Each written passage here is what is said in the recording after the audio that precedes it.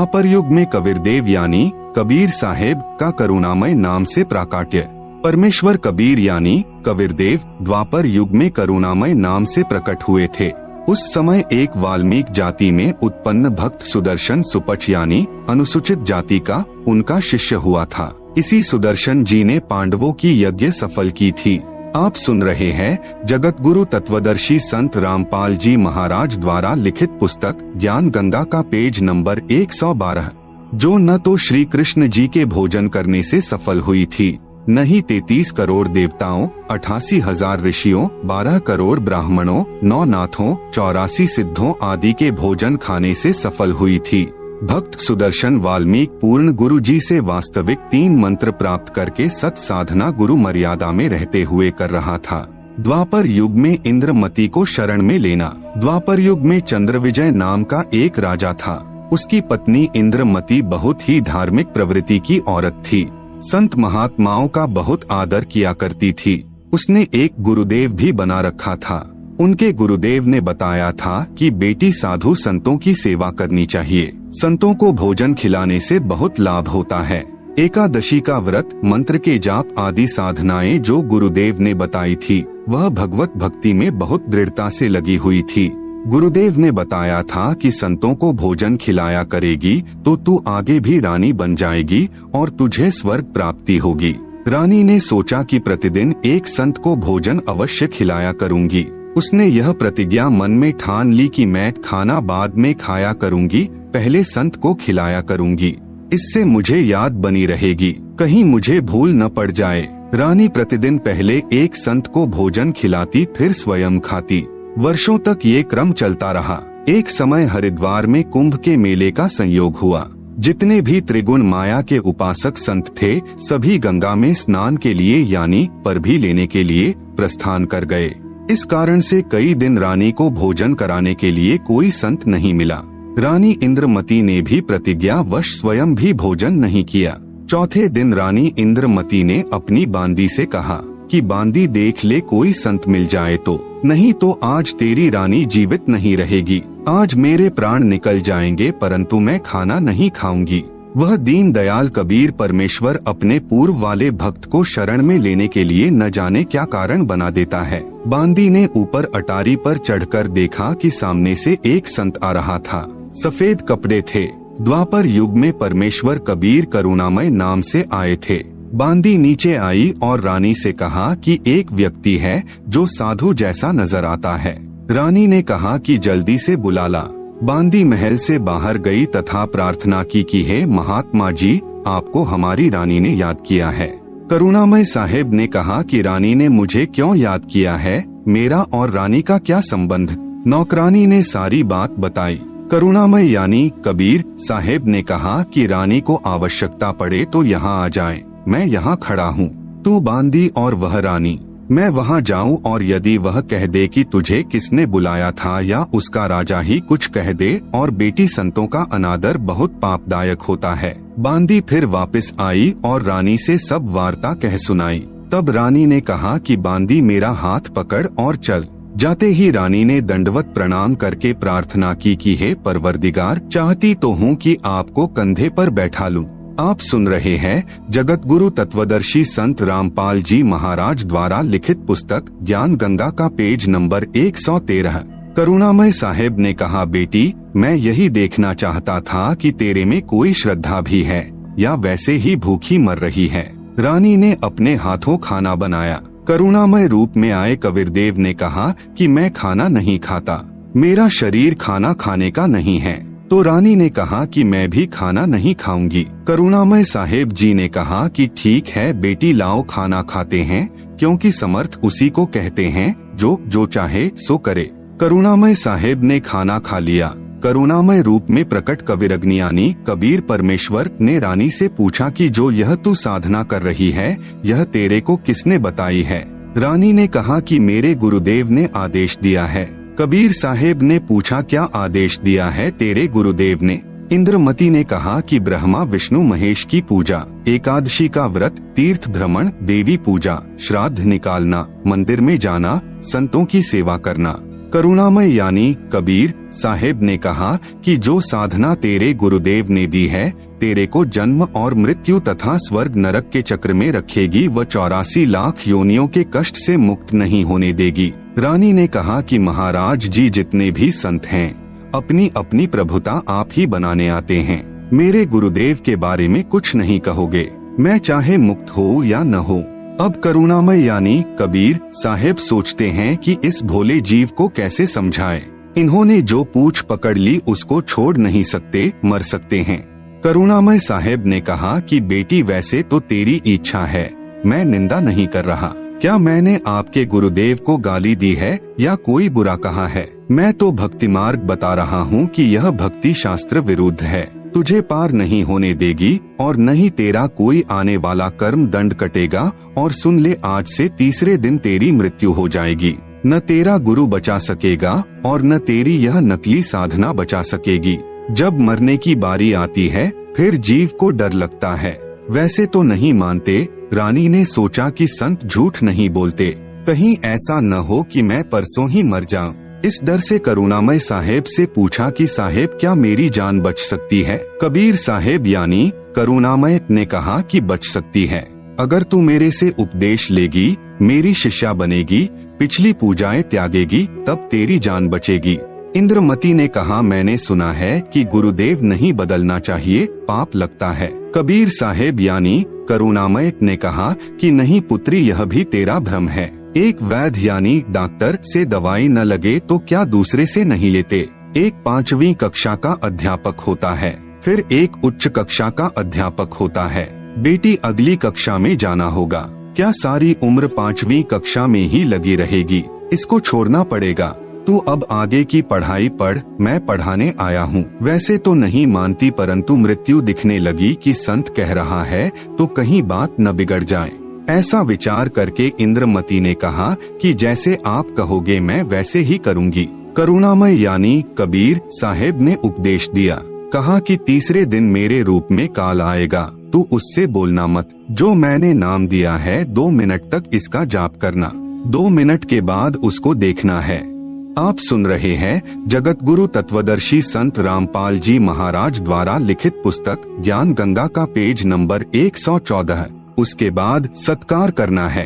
वैसे तो गुरुदेव आए तो अति शीघ्र चरणों में गिर जाना चाहिए, ये मेरा केवल इस बार आदेश है। रानी ने कहा ठीक है जी। अब रानी को तो चिंता बनी हुई थी, श्रद्धा से जाप कर रही थी।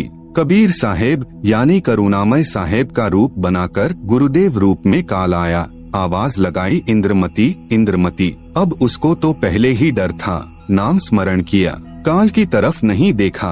2 मिनट के बाद जब देखा तो काल का स्वरूप बदल गया। काल का ज्यों का त्यों चेहरा दिखाई देने लगा। करुणामय साहेब का स्वरूप नहीं रहा। जब काल ने देखा कि तेरा तो स्वरूप बदल गया, वह जान गया कि इसके पास कोई शक्ति युक्त मंत्र है। यह कहकर चला गया कि तुझे फिर देखूंगा। अब तो बच गई।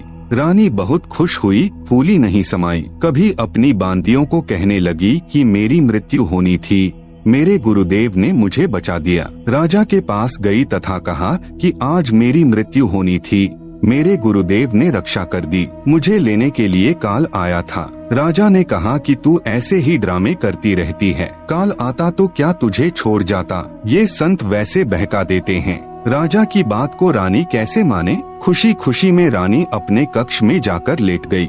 कुछ देर के बाद सर्प बनकर काल फिर आया और रानी को डस लिया। जो ही सर्प ने डसा रानी को पता चल गया। रानी जोर से चिल्लाई, मुझे सांप ने डस लिया। नौकर भागे। देखते ही देखते एक मोरी यानी पानी निकलने का छोटा छिद्र में से वह सर्प निकल गया। अपने गुरुदेव को पुकार कर रानी बेहोश हो गई। करुणामय यानी कबीर साहेब वहाँ प्रकट हो गए। लोगों को दिखाने के लिए मंत्र बोला। वे तो बिना मंत्र भी जीवित कर सकते हैं, किसी जंत्र मंत्र की आवश्यकता नहीं। इंद्रमती को जीवित कर दिया। रानी ने बड़ा शुक्र मनाया कि हे बंदी छोड़, यदि आज आपकी शरण में नहीं होती तो मेरी मृत्यु हो जाती। कबीर परमेश्वर ने कहा कि इंद्रमती, इस काल को मैं तेरे घर में घुसने भी नहीं देता, तेरे पर यह हमला भी नहीं करता, परंतु तुझे विश्वास नहीं होता। तू यह सोचती कि मेरे ऊपर कोई आपत्ति नहीं आनी थी। गुरुजी ने मुझे बहकाकर नाम दे दिया। इसलिए तेरे को थोड़ा सा झटका दिखाया है, नहीं तो बेटी तेरे को विश्वास नहीं होता। धर्मदास यहाँ घना अंधेरा, बिन परिचय जीव जम का चेहरा। कबीर साहेब यानी करुणामय ने कहा कि अब जब मैं चाहूँगा तब तेरी मृत्यु होगी। गरीबदास जी कहते हैं कि गरीब काल डरे करतार से, जय जय जय जगदीश, जौरा जौरी झाड़ती पग रज डारे शीश। यह काल कबीर भगवान यानी कबीर परमेश्वर से डरता है और यह मौत कबीर साहेब के जूते झाड़ती है, अर्थात नौकर तुल्य है। फिर उस धूल को अपने सिर पर लगाकर कहती है कि आपके भक्त के पास मैं नहीं जाऊंगी। गरीब काल जो पीसे पीसना, जौरा है पनिहार, ये दो असल मजूर हैं मेरे साहेब के दरबार। आप सुन रहे हैं जगत गुरु तत्वदर्शी संत रामपाल जी महाराज द्वारा लिखित पुस्तक ज्ञान गंगा का पेज नंबर 115। यह काल जो यहाँ का 21 ब्रह्मांड का भगवान यानी ब्रह्म है तथा जो ब्रह्मा विष्णु महेश का पिता है, ये तो मेरे कबीर साहेब का आटा पीसता है, अर्थात पक्का नौकर है। और जौरा यानी मौत मेरे कबीर परमेश्वर का पानी भरती है, अर्थात एक विशेष नौकरानी है। यह दो असल मजदूर मेरे कबीर परमेश्वर के दरबार में हैं। कुछ दिनों के बाद साहेब फिर आए, रानी इंद्रमती को सतनाम प्रदान किया। फिर कुछ समय के उपरांत करुणामय साहेब ने रानी इंद्रमती की अति श्रद्धा देखकर सारनाम दिया, शब्द की उपलब्धि करवाई। कबीर परमेश्वर रानी इंद्रमती को समय समय पर दर्शन देने जाते रहते थे, तो इंद्रमती प्रार्थना किया करती थी कि मेरे पति राजा को समझाओ मालिक, यह भी मान जाए, आपके चरणों में आ जाए तो मेरा जीवन सफल हो जाए। चंद्र विजय से कबीर साहेब ने प्रार्थना की कि चंद्र विजय आप भी नाम लो, यह 2 दिन का राज और ठाठ है, फिर 84 लाख योनियों में प्राणी चला जाएगा। चंद्र विजय ने कहा कि भगवान मैं तो नाम लूं नहीं और आपकी शिष्या को मना करूं नहीं, चाहे सारे खजाने को ही दान करो, चाहे किसी प्रकार का सत्संग करवाओ, मैं मना नहीं करूंगा। कबीर साहेब यानी करुणामय ने पूछा आप नाम क्यों नहीं लोगे? चंद्र विजय राजा ने कहा कि मैंने तो बड़े बड़े राजाओं की पार्टियों में जाना पड़ता है। करुणामय यानी कबीर साहेब ने कहा कि पार्टियों में जाने में नाम क्या बाधा करेगा, सभा में जाओ, वहाँ काजू खाओ, दूध पी लो, शरबत जूस पी लो, शराब मत प्रयोग करो, शराब पीना महापाप है। परंतु राजा नहीं माना। रानी की प्रार्थना पर करुणामय यानी कबीर साहेब ने राजा को फिर समझाया कि नाम के बिना ये जीवन ऐसे ही व्यर्थ हो जाएगा, आप नाम ले लो। राजा ने फिर कहा कि गुरुजी मुझे नाम के लिए मत कहना, आपकी शिष्या को मैं मना नहीं करूँगा, चाहे कितना दान करे, कितना सत्संग करवाए। साहेब ने कहा कि बेटी इस 2 दिन के सुख को देखकर इसकी बुद्धि भ्रष्ट हो चुकी है, तू प्रभु के चरणों में लगी रह, अपना आत्म कल्याण करवा। यहाँ कोई किसी का पति नहीं, कोई किसी की पत्नी नहीं, पूर्व जन्म के संस्कार से 2 दिन का संबंध है, अपना कर्म बना बेटी। अब इंद्रमती 80 वर्ष की बुढ़िया हो गई है, कहाँ 40 साल की उम्र में मर जाना था। जब शरीर भी हिलने लगा तब करुणामय साहेब बोले अब बोल इंद्रमती क्या चाहती है, चलना चाहती है सतलोक? इंद्रमती ने कहा कि परमेश्वर मैं तैयार हूँ, बिल्कुल तैयार हूँ दाता। करुणामय साहेब ने कहा कि तेरी पोते या पोती में कोई ममता तो नहीं है? रानी ने कहा बिल्कुल नहीं परमेश्वर, आपने ज्ञान ही ऐसा निर्मल दे दिया, इस गंदे लोक की क्या इच्छा करूँ? कबीर यानी करुणामय परमेश्वर जी ने कहा कि चल बेटी। रानी प्राण त्याग गई। परमेश्वर कबीर यानी करुणामय बंदी छोड़ रानी इंद्रमती की आत्मा को ऊपर ले गए। इसी ब्रह्मांड में एक मानसरोवर है, उस मानसरोवर पर जाकर इस आत्मा को स्नान कराना होता है। इस प्राणी को कबीर परमेश्वर पूरे गुरु के स्वरूप में प्रकट होकर कुछ समय तक मानसरोवर पर रखते हैं। परमेश्वर कबीर बंदी छोड़ जी ने इंद्रमती से फिर पूछा इस संसार में तेरी कुछ इच्छा हो तो दोबारा जन्म लेना पड़ेगा। आप सुन रहे हैं जगत गुरु तत्वदर्शी संत रामपाल जी महाराज द्वारा लिखित पुस्तक ज्ञान गंगा का पेज नंबर 116। यदि मन में इच्छा रह गई तो सतलोक नहीं जा सकती। इंद्रमती ने कहा साहेब आप तो अंतर्यामी हो, कोई इच्छा नहीं है, आपके चरणों की इच्छा है, लेकिन एक मन में शंका बनी हुई है कि मेरा जो पति था उसने मुझे किसी भी धार्मिक कर्म के लिए कभी मना नहीं किया, नहीं तो आजकल के पति अपनी पत्नियों को बाधा कर देते हैं।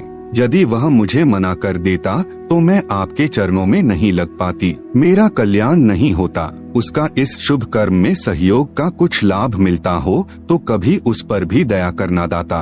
परमेश्वर कबीर जी ने देखा कि यह नादान इसके पीछे फिर लटक गई। साहेब बोले, ठीक है बेटी, अभी तू 2-4 वर्ष यहाँ रह। 2 वर्ष पश्चात राजा भी मरने लगा, क्योंकि नाम ले नहीं रखा था। यम के दूत आए, राजा चौक में चक्कर खाकर गिर गया। यम के दूतों ने उसकी गर्दन को दबाया, राजा की टट्टी और पेशाब निकल गया। करुणामय यानी कबीर साहेब ने रानी को कहा कि देख तेरे राजा की क्या हालत हो रही है। वहाँ मानसरोवर से परमेश्वर कबीर जी ने दिखाया। यह सर्व कौतुक देखकर रानी ने कहा कि देख लो दाता, यदि उसका भक्ति में सहयोग का कोई फल बनता हो तो दया कर लो। रानी को फिर भी थोड़ी सी ममता बनी थी। साहेब कबीर यानी करुणामय ने सोचा कि यह फिर काल जाल में फंसेगी। यह सोचकर मानसरोवर से वहां गए जहां राजा चंद्रविजय अपने महल में अचेत पड़ा था। यमदूत उसके प्राण निकाल रहे थे। कबीर साहेब के आते ही यमदूत ऐसे आकाश में उड़ गए जैसे मुर्दे से गिद्ध उड़ जाते हैं। चंद्रविजय होश में आ गया। सामने करुणामय साहेब खड़े थे, केवल चंद्रविजय को दिखाई दे रहे थे, किसी अन्य को दिखाई नहीं दे रहे थे। चंद्रविजय चरणों में गिरकर याचना करने लगा, मुझे क्षमा कर दो दाता, मेरी जान बचाओ, क्योंकि अब उसने देखा कि तेरी जान जाने वाली है।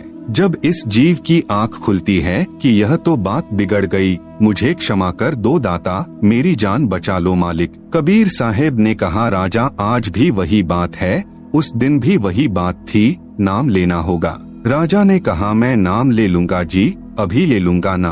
कबीर साहेब ने नाम उपदेश दिया तथा कहा कि अब मैं तुझे 2 वर्ष की आयु दूंगा, यदि इसमें एक श्वास भी खाली चला गया तो फिर कर्मदंड रह जाएगा। कबीर, जीवन तो थोड़ा भला, जय सत सुमरण हो, लाख वर्ष का जीवना, लेखे धरे ना को। शुभ कर्म में सहयोग दिया हुआ पिछला कर्म और साथ में श्रद्धा से 2 वर्ष के स्मरण से तथा तीनों नाम प्रदान करके कबीर साहेब चंद्रविजय को भी पार कर ले गए। बोलो कबीर परमेश्वर यानी कबीरदेव की जय जय। बंदी छोड़। परमेश्वर कबीर जी सच्चे श्रद्धालु की आयु बढ़ा देता है तथा उसके परिवार की भी रक्षा करता है। उपरोक्त विवरण से सिद्ध हुआ। यह प्रमाण बहुत पहले के हैं, वर्तमान में साधारण व्यक्ति विश्वास नहीं करता। वर्तमान में पूज्य कबीर परमेश्वर की शक्ति से सतगुरु रामपाल जी के द्वारा हुए कष्ट निवारण तथा आयु वृद्धि के ढेर सारे प्रमाण पढ़े इसी पुस्तक में भटकों को मार्ग विषय नामक लेख में।